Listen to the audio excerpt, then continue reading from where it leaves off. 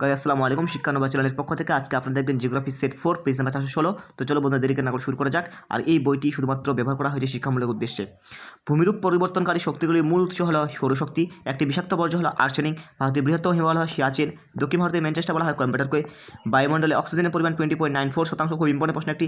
ভারতের মূল ভূখণ্ডের দক্ষিণতম বিন্দু হচ্ছে কন্যাকুমারিকা। আর শুধুমাত্র দক্ষিণতম তাহলে ইন্দিরা পয়েন্ট। এখানে কোনটা অপশন? ঘ নম্বর অপশন। বিশ্ব উষ্ণায়নের মুখ্য গ্রিনহাউস গ্যাস হলো কার্বন ডাই অক্সাইড। নিম্নভূমির উচ্চতা বৃদ্ধি পায় আরোহণ প্রক্রিয়ায়। সমুদ্রপৃষ্ঠের বায়ুর গড় চাপ কত? 1013.2 মিলিবার, মানে 1013.2 মিলিবার। বর্তমান ভারতের অঙ্গরাজ্যের সংখ্যা 28টি। ভারত ও চীনের মধ্যে অবস্থিত সীমারেখা হলো ম্যাকমোহন লাইন। নীলগিরি পর্বতের সুপারসিঙ্গেন হচ্ছে দেবতাবেতা। ভারতের জীবনরেখা বলা হয় রেলপথকে। ইসরো এর সদর দপ্তর কোথায় অবস্থিত? বেঙ্গালুরুতে অবস্থিত। তো বন্ধুরা, অবশ্যই আমাদের চ্যানেল নতুন হয়ে থাকলে সাবস্ক্রাইব করবে এবং পুরনো হয়ে থাকলে ওয়াচ টাইম করবে সম্পূর্ণ ভিডিওটি। আশ্বিনের ঝড় দেখা যায় শীতকালে, মিথ্যা। উষ্ণমরু অঞ্চলে বায়ুর কাজে প্রধান সত্য। হিমরেখার উপর থেকে নদীর কাজ শুরু হয়, মিথ্যা। উপগ্রহ চিত্রে ছদ্মরং ব্যবহার করা হয় না, মিথ্যা। উচ্চগতিতে নদীর প্রধান কাজ হলো ক্ষয়বহন, সত্য। এটা হচ্ছে 2.16 যেটা রয়েছে আর কি, 2.1.6, এটা কেউ কমেন্টে জানিয়ে দেবেন সঠিক উত্তর না মিথ্যা। ঠিক আছে। সার্ভে অফ ইন্ডিয়ার সদর কথা অবস্থিত দেরাদুনে।